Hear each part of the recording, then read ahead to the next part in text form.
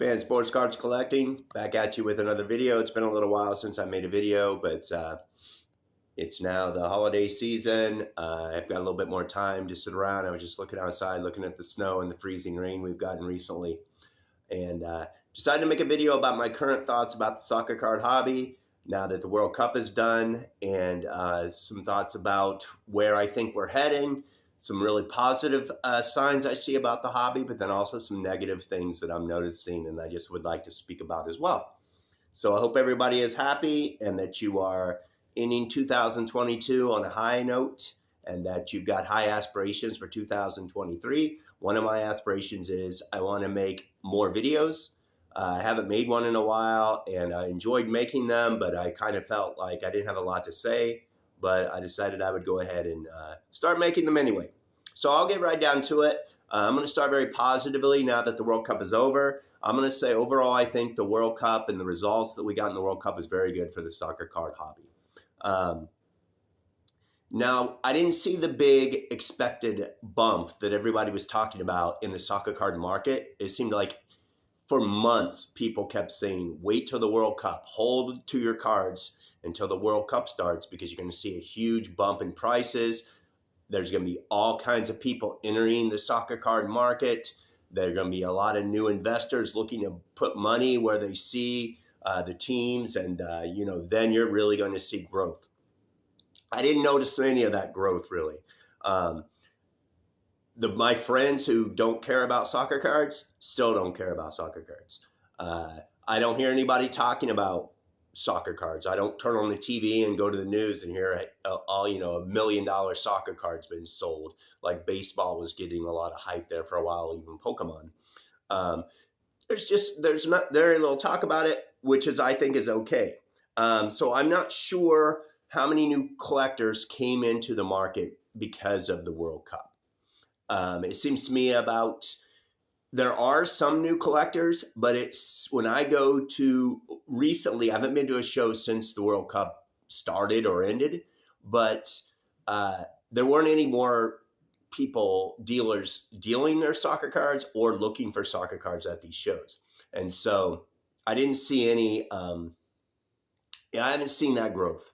Maybe it's all in small terms, but even around here, I had some extra base cards and I was looking to say, hey, I would like to give them away. So some of the neighborhood 11, 12-year-old kids, I was out and I was talking to them and said, hey, would you like to have any, do you collect soccer cards?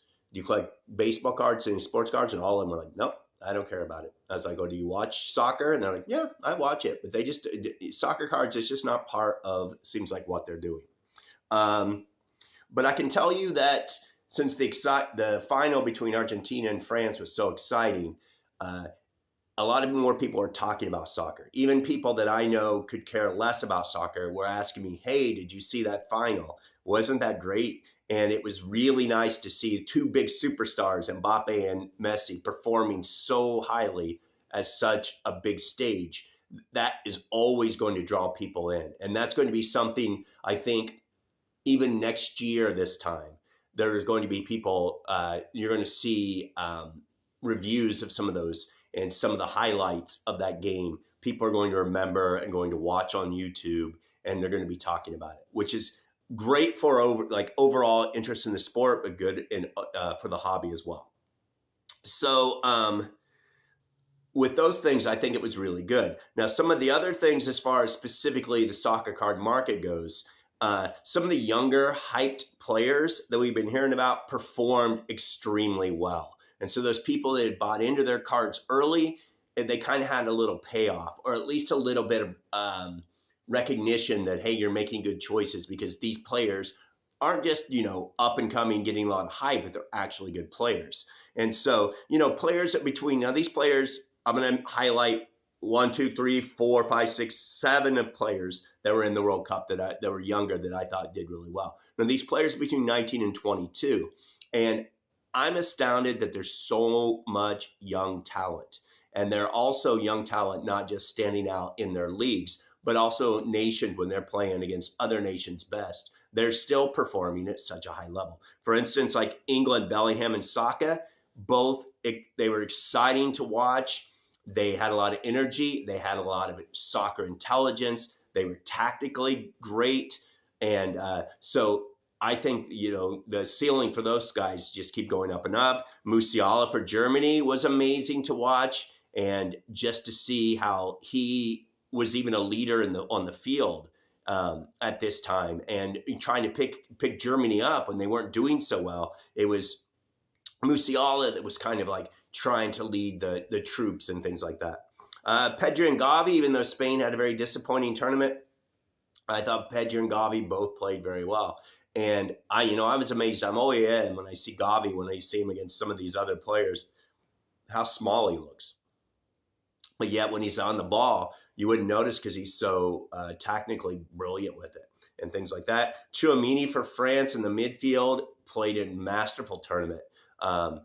Just very impressive and continued impressive. I know he missed his penalty kick there in the final against Argentina, but besides that, he was a master.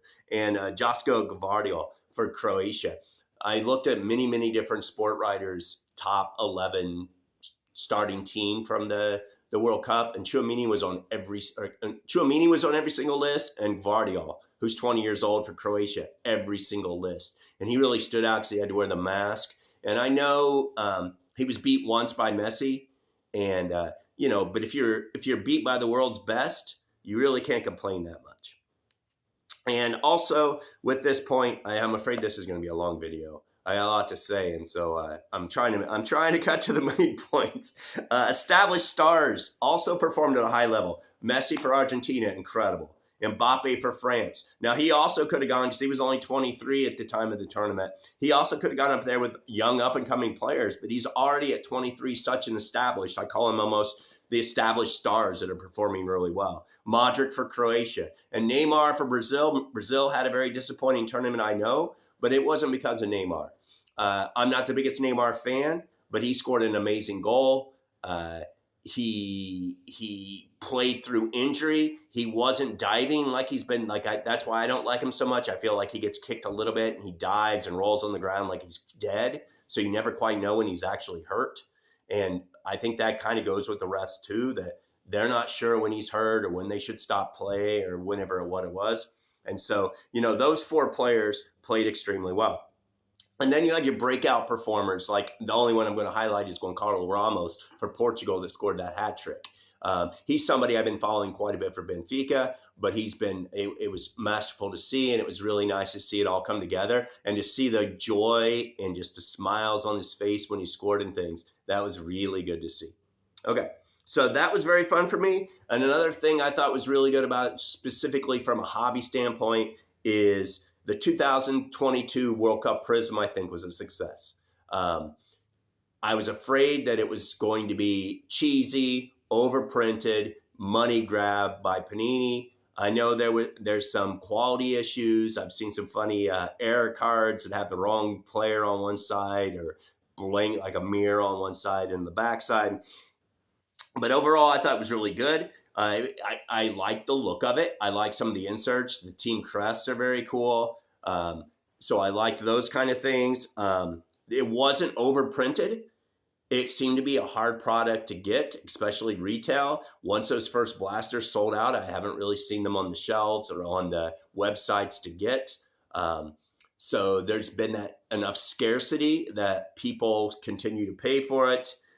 There were a few chase cards in it. Gakpo and Alvarez, Julian Alvarez for Argentina, and Cody Gakpo for Netherlands were two big chase cards, and they did have the RC logo on there, and I think that was a very good to have a few cards that everybody was looking for. And one thing I didn't like about it is that RC logo, the rookie logo on the cards, seemed to be really randomly inserted. And there seems to be a lot of misunderstanding about the hobby, and I don't have the real answers because I don't know what they base it on. Because sometimes it would say, oh, it's their first Prism card. That's why they had the RC. But I'm not even sure if that's correct. Many people thought it was because it was their first Prism World Cup card. And they said, why doesn't Phil Foden, this is his first World Cup, why doesn't he have a RC label on there? And I said, well, because his rookie was in 2018. So this is 4 years later. It'd be weird if they were putting RC. So, and I also said if it was people's first World Cup, it would be 3/4 the cards would potentially have RC label on there. And so I think there needs to be some kind of a better understanding or a better reason why they put RC logos on these cards. Because right now it doesn't seem to be based on much. Okay. So some negatives I feel about specifically about the hobby and what I've seen with World Cup. There's still a focus on the goal scorers. It's who's scoring the goals is who people want to buy. Achraf Hakimi had an amazing World Cup. And because he's a defender, nobody looks for his cards. Nobody wants his cards, even though he's a masterful player. Nobody really wanted him. And goalkeepers, too, we saw some amazing performances. Martinez was amazing for Argentina. Bono for Morocco was amazing. The Croatian goalkeeper, who now I can't even talk about disrespect for goalies. I can't even remember his name right now. Amazing. They had amazing World Cups, but they don't get any hobby love whatsoever. No one goes on any streams and says, "Hey, do you have any goalkeepers?" Or So it's still that, and I don't know if it's ever going to change. It's all about who the striker, who's scoring the goals. That is who gets all the money in the soccer card market. And also some young and up-and-coming stars. This is like why I think it's so impressive to me about the first part about those players that made the big difference is how hard it is just to get on the pitch when you're young. And so there were a lot of up-and-coming stars that had very, very little playing time. I would watch the games and I was saying to myself, I really want to see these players play because they're so exciting. I think they could break open this stagnant game. But just never really saw the pitch. And I think the only reason some of them were on the rosters, even though they're good players, is because they were expanded rosters for this time around in the World Cup. And so, for instance, I mean, specifically about the Netherlands, a team I support, Xavi Simons got 9 total minutes. Kenneth Taylor got 5 total minutes. Noah Lang had 8 total minutes in the World Cup. So they all got in briefly for a very small bit at the end of one of their games. And the rest of the time, they just sit the whole time. Charles de Ketelaere and Doku for Belgium both played under 20 minutes apiece. They each got in 2 different games for about 7 or 8 minutes for those games. But again, were put in at the very, very end when it's really hard to, unless you are a goal scorer, to really make a significant difference. Germany, Karim Adeyemi, didn't see the pitch at all. Moukoko saw 1 minute. He got in for at the very, very, very end of one game. And besides that, they sat on the bench the entire time. Yeremy Pino for Spain, never saw the pitch. Luka Sucic for Croatia, 0 minutes. Conor Gallagher for England, 0 minutes. So some of the players I was really hoping to see, I just never really saw them. Okay. All right. Now, finally, I'm going to speak about 3 new things that I feel are negative about the hobby at this point in time. And so, it might turn a little negative, but it doesn't get too negative. Some things I don't like about the hobby. There are some people, it's very, very obvious to me that they're only in this soccer cards for the quick flip. And I belong to several Facebook soccer card groups. And once somebody had a game, it was amazing to me how many cards were just flooded the market of those players. Like right away, people are trying to sell their cards for way overpriced. And it's not good for I don't think it's good for the hobby. It's nice to kind of have that where you're sharing but I think people want to be a part of what's going on. So when a player scores a lot, they say, I want to buy their card, which I understand. But just the fact that so many people are in it, and that's the only reason that they're cheering for things, I make this point a little bit later, is because the bottom dollar for it, that it's going to make them money. And that's the only reason they're kind of hoping a player is going to do good or something. And so then they're trying to make the quick flip. So anybody who buys these cards at a quick flip and realized I got ripped off are not going to stay in the soccer card hobby. And it's actually going to bring more negative attention and negative money and things into it. And for me, that's not why I do it. So that was just my second point then. First point was a quick flip. Second point is that I think the many new collectors that are coming into the soccer card hobby are extremely influenced by, they're influenced by influencers. I guess that's an influencer's job. But what I'm saying is they're extremely influenced, and they rely on what those people say to buy, or what they look and they're like what people say they're buying. And so then they say, oh, that's what I'm going to purchase as well. So if I hold whatnot streams or, things, I got people jumping on there that are always looking for the exact same players. And like Cody Gakpo, for instance, for a little while, it was all Cody Gakpo, go to Cody Gakpo. And I was like, do you know who Cody Gakpo plays for? And, it was all not like what he's currently doing too. It's like, yeah, but he's going to go to Man United. Oh, he'll go to Chelsea. It's either Man United or Chelsea. They're going to get every single player in the universe right now, because that's, everybody says they're going there. But they're just not invested themselves in the certain players. They've watched a certain player and they come up through the ranks and cheer for that team, and that's why they want their card.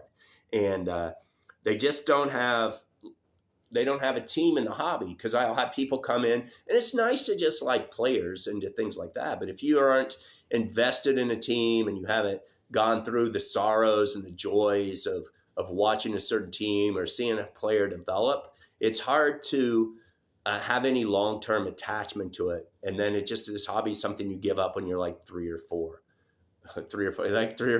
years. When you're like 3 or 4 years old, if you're into it, then you're doing really well. So, and that's the thing is it's people that come on to my stream and say, oh, my 2 favorite teams are Arsenal and Tottenham. And I'm like, those are your 2 favorite teams. And just no history of the rivalry between the 2.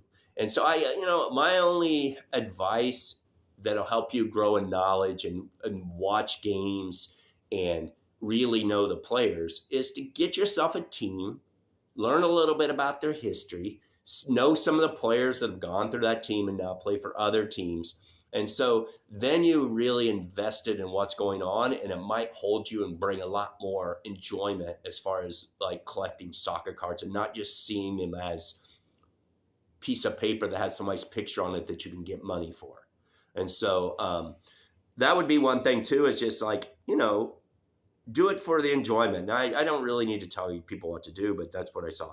And my third main thing that I really think is a very negative part about the hobby is that breakers still are in control of the hobby.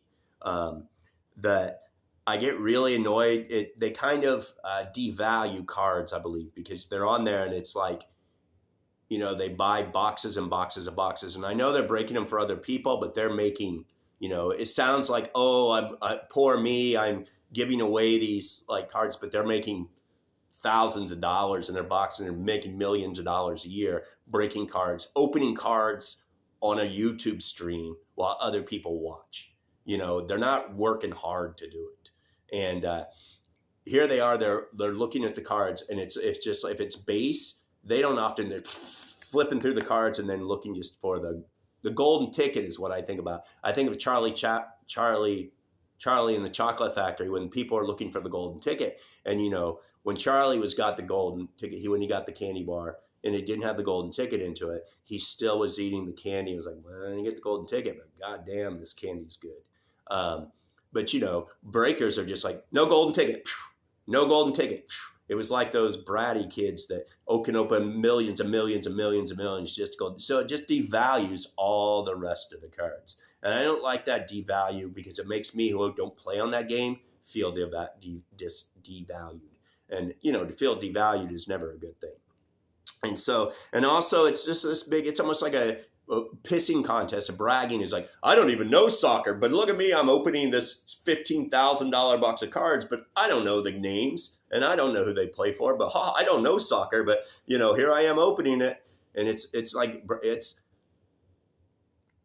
why people watch it and why people put their money there, I'm not sure. I actually don't, it's not soccer card collecting, it's some kind of gambling.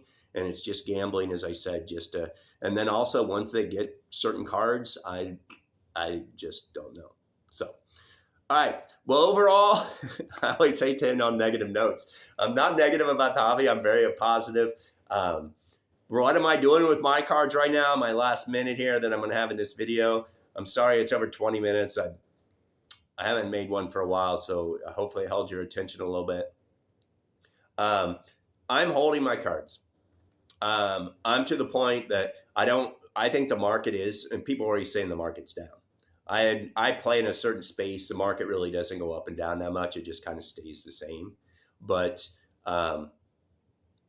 I think there's room still for the soccer card market to really rise. And I'm afraid 4 years from now, some of the products and things that we have are going to be so overdone that it's going to make even now, which I feel is overdone, low numbers. And so, and I still think, as far as I said, those players that are so young, they're still going to be here in 4 years. So you've got your Bellinghams and Musialas, and usually it would say like not all these prospects are going to hit, but it seems like a lot of them are playing at a high level. There's more teams in the next World Cup, so that'll give those more players opportunities to shine and perform, more interest. Those countries will be more also watching and grow interest. And so I'm putting my cards up. I'm not really looking to sell any. I'm also looking for deals and buying stuff, but I'm not actively out there doing it. I'm just kind of at a pause phase. And so it might be a good time for people to take a break, consolidate what they like, and kind of put things away, say, this is my PC. These are things I truly PC. It's very funny to me when people say, I say, who's your PC? And people are saying like, I PC Gavi. And I'm like, well, he has 2 years of cards. So if you've been in the hobby for 2 years, I can understand that, but it's an interesting PC. I mean, for me, I would think PC is like you PC maybe a team or player that's been around for a long time or something. But I mean, people can PC what they want, but realize what you want to buy, consolidate, and maybe put things away for a little bit. And Premier League already starts in a couple of days, and so soccer's right. That's the big thing about having this World Cup in the winter, that we're in like summer break where we didn't get to watch soccer. It's been nonstop soccer now all winter, and so. People like Holland was very excited to get back at it because he hasn't, or Salah, they haven't been playing a high level soccer for a while. So it'll be good to see. All right. Thank you very much for watching. I hope that you have a wonderful holidays, whatever it is you celebrate or however you do celebrate, and that you're staying healthy and you're staying very happy. And I will catch you all in my next video.